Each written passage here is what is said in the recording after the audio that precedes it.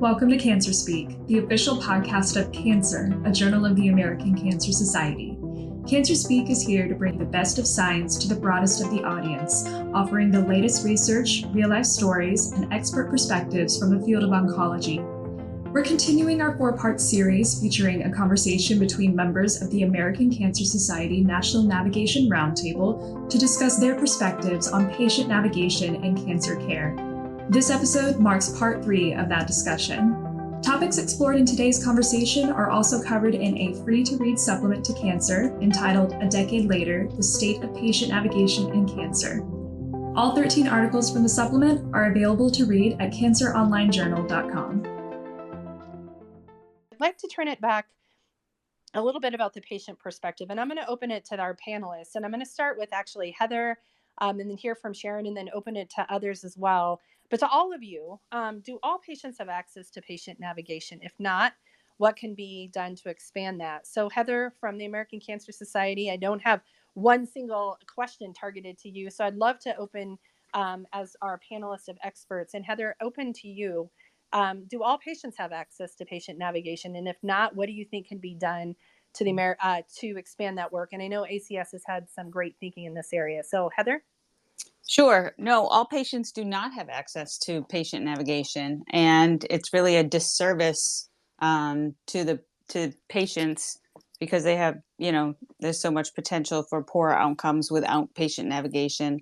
And I think the American Cancer Society has certainly been committed to patient navigation for many years, and actually right now is part of an exciting grant program that is granting or doing a $4.2 million reinvestment in patient navigation. And the grants actually will be helping high functioning existing patient navigation programs collect data, tell us some stories about the tasks of collecting data, and really work to enhance the overall processes, the policies, the systems, and see what evidence that we can collect, and at the end to tell really good stories. So certainly in the work that I did with the American Cancer Society, either as a patient navigator or as patient navigation manager managing a team, there were lots of instances, lots of stories or people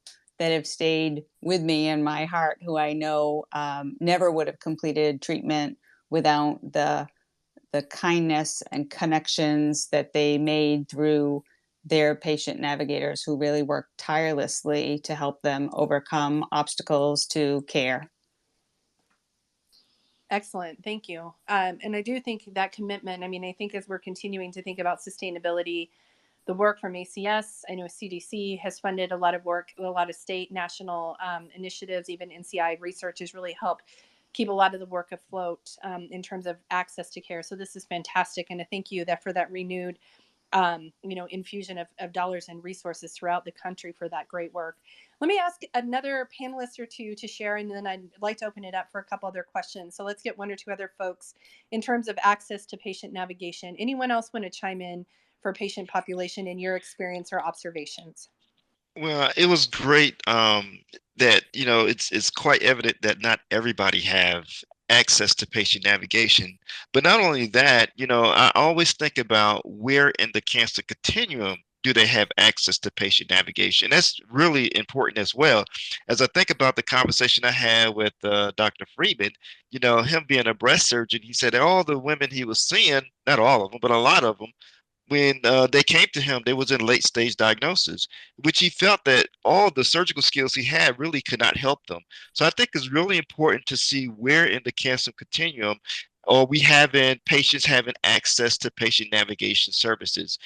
Sometimes it's like, are we only having patient navigation services when an issue comes up, like a patient missing an appointment? Or really, we should be much more proactive in instituting patient navigation in the beginning of the continuum of care throughout the continuum of care. So I think not only having patient navigation, but where are we having it?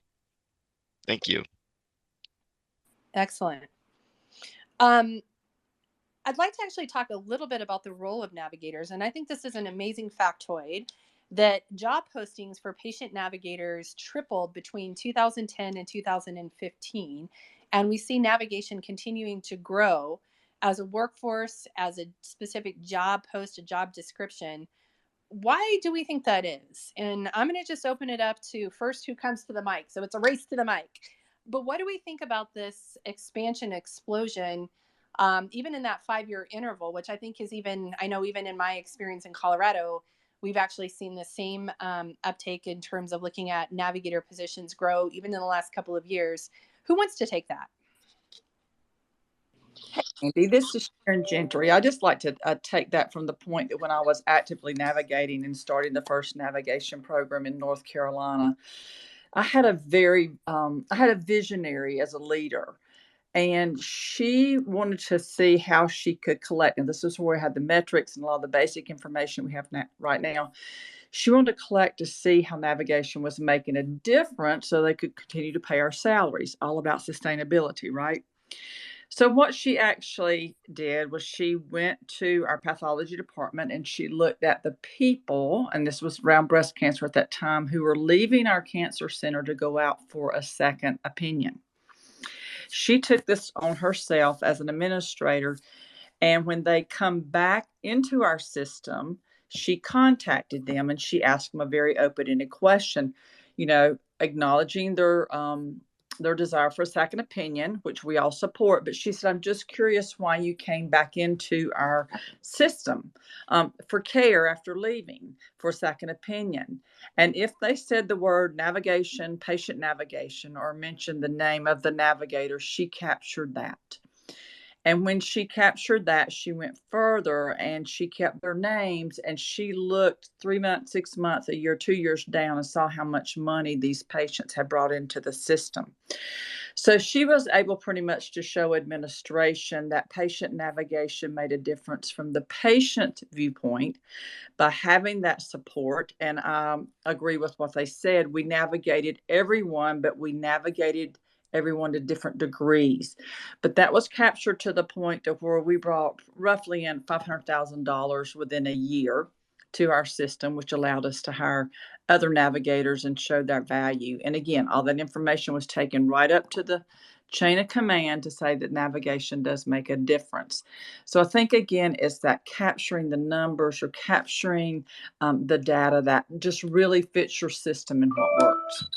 And Sharon, what I love about that is you actually had patients sharing the outcomes relevant to them, but also then we're able to capture that downstream. So it really does have a bit of a qualitative quasi-patient outcome also with hard data about what that meant for delivery of the system. So you want to talk about speaking to some audiences. I mean, you really capture that front and center, which I think, do you have any sense of what the uptake of new positions were in that center after showing that data? Do you have any sense? Well, I do have a sense that I started in 2000 with me, the Lone Ranger out there trying to make a go of it. And actually, when I left to come on full-time with A&M Plus, we actually had 11 full-time patient navigators and 11 full-time nurse navigators and 1 patient navigator, and that continues to grow. Awesome. Congratulations. I mean, that's the kind of work and those sort of hard evidence, I think, make all the difference for sure. I'm going to go ahead and swing to Electra. I do have one open panel question. I think I'll save until the end. But Electra, I think that you've had a lot of experience in terms of really thinking about the workforce as it relates to navigation, community health work. Tracy Battaglia, you with your leadership as well, and really thinking about the role of community health workers and navigators. That was a key theme of one of the supplement articles. So I think that it's true that there's a need to solidify the professional identities of CHWs and navigators in the oncology workforce. How do you think doing such can improve access to quality care for the historically marginalized populations? Electra? Thanks, Andy. And that really hits sort of the main point of our commentary in the special issue. I hear, and I have heard for a long time that people really mix up the role of the navigator with the community health worker. And we really define each. So In the article, you'll see the community health worker does have a job code. It does have certification. It is its own entity with goals and definitions, et cetera. And patient navigation also has certification, et cetera. And we shouldn't be mixing them up. Instead, they should work complementary. And I would like to give you an example of how we use what we call and have defined, developed, and implemented, which is called Continuum of Care Navigation here in our Center for Cancer Health Equity. And it relates to your question about how can we improve access to quality cancer care for historically marginalized populations. So we have community health workers that match our different underserved and marginalized populations here in Columbus. They go out into these communities, they speak the language of the communities, they know the issues the communities face, and so they educate people about various cancer screenings or prevention and things like that. And let's just use mammography. So suppose they find a woman from their community who needs a mammogram and has decided she would like to get a mammogram. And so what the community health worker does is contact the patient navigator. And the community health worker with the patient and the patient navigator all work together on the following. First of all, how are we going to pay for this mammogram? Does the patient have insurance? Could we get them into marketplace insurance? Or are we going to get them a mammogram through the Ohio Breast and Cervical Cancer Early Detection Program, which my navigators can qualify a woman for?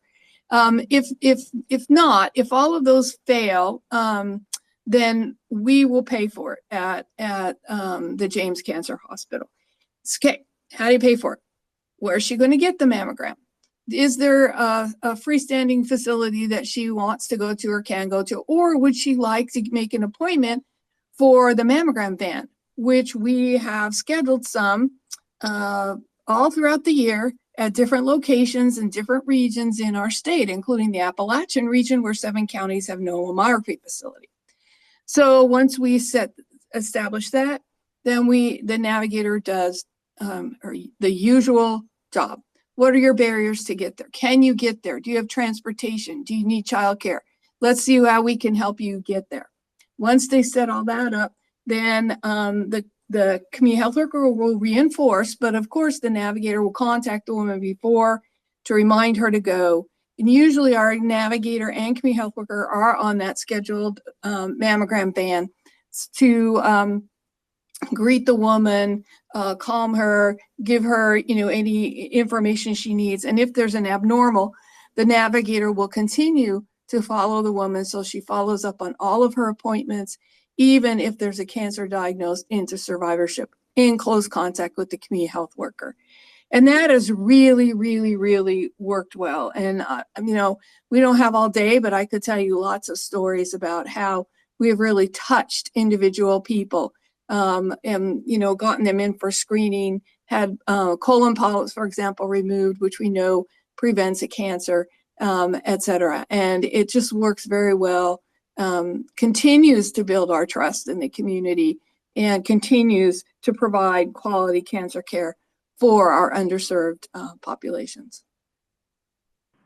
Awesome. And I think, Electra, that's, I really love the discussion about the complementing roles. And I do think also, one of the values of navigation we've talked about is really thinking about allowing everyone, even in the professional and licensed community, or actually the licensed community, really thinking about working at the top of scope and really thinking about the complementing roles. And so even with community health work and navigation, really solidifying those about who's doing what and that sort of care ecosystem.